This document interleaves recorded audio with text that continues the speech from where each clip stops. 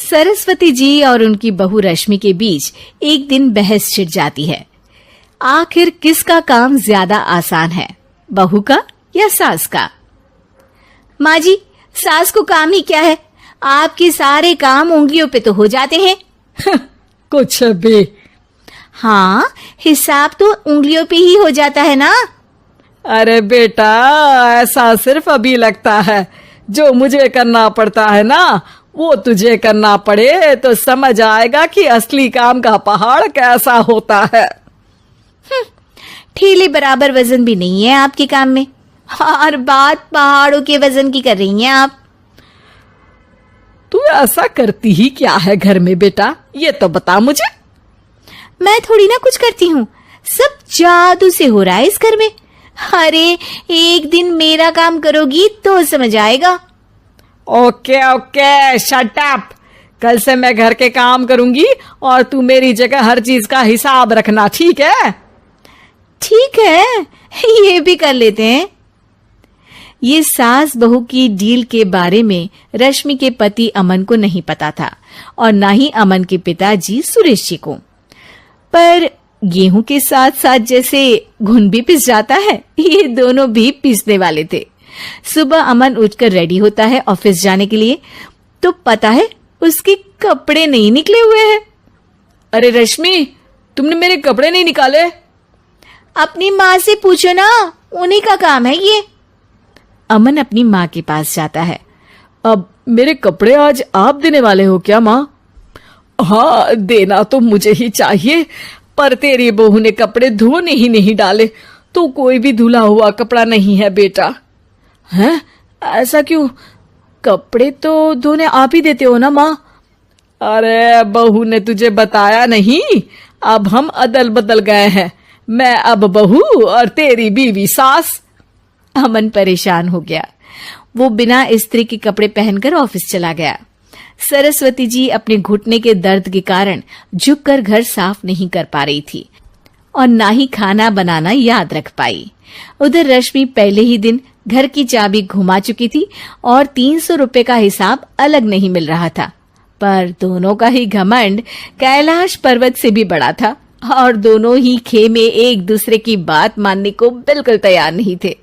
शाम को जब सुरेश जी और अमन खाना खाने बैठते हैं तो सरस्वती जी उनके सामने गाजर और पपीते लाकर रख देती हैं। अरे माँ, ये क्या है? ख्याली पुलाव के साथ सलाद। माँ जी खाना बनाना भूल गई लगता है। अरे एक एक चमन्नी का हिसाब है मेरे पास, खाना बनाना कैसे भूल जाऊंगी? ये तो मैंने पढ़ा था कि फल फ्रूट खाने से सेहत अच्छी रहती है, इसीलिए ये ले, एक फल खा ले। रात को सुरेश जी और अमन अपनी मीटिंग बिठाते हैं अकेले में। बाबूजी, इनकी लड़ाई के कारण ना हमें ठीक से खाना मिल रहा है, उल्टा घर के सारे काम रुक गए हैं। हाँ बेटा, 2 भैंसों की लड़ाई में बेचारे खेत के पौधों का भी नुकसान हो रहा है। पर पापा, क्या बताऊं आपको, मैंने माँ को इस महीने की 2 तारीख को बिजली के बिल के पैसे दिए थे। आज बिल भरने के लिए मांगने गया तो पता चला कि रश्मि उन पैसों से गैस सिलेंडर ले आई। अच्छा, तो सिलेंडर के पैसों का क्या हुआ? अब सिलेंडर के तो कोई पैसे नहीं थे बाबूजी, हमारे घर पर गैस की पाइपलाइन लगी है ना। बेटा, इन दोनों का कुछ करना पड़ेगा, नहीं तो अपने घमंड के चक्कर में पूरा घर बर्बाद कर डालेंगे ये दोनों। अमन और सुरेश जी काफी सोच विचार के बाद एक निष्कर्ष पर पहुंचते हैं।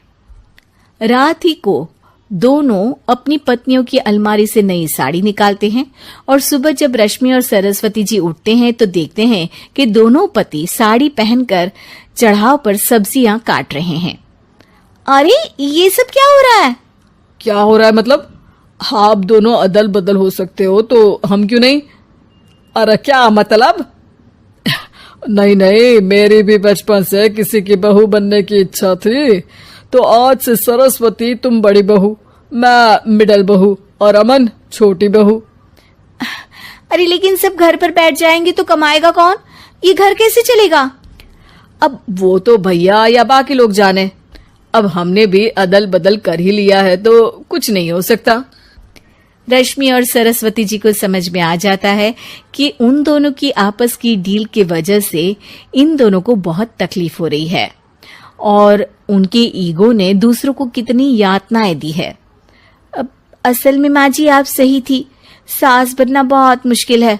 अरे हाँ बेटा, और तू भी, मुझसे तो नहीं हो पाया सब घर के काम, वापस बदल ले क्या? हाँ हाँ बिल्कुल माँ जी, और अब आप दोनों भी बदल लीजिए, कोई आ गया तो आप दोनों को देखकर क्या सोचेगा। अच्छा है, आप दोनों के समझ में ये बात तो आई। मैं फटाक से कपड़े बदल लेता हूँ। अरे रुक जा बेटा, एक फोटो ले लेती हूँ तेरी।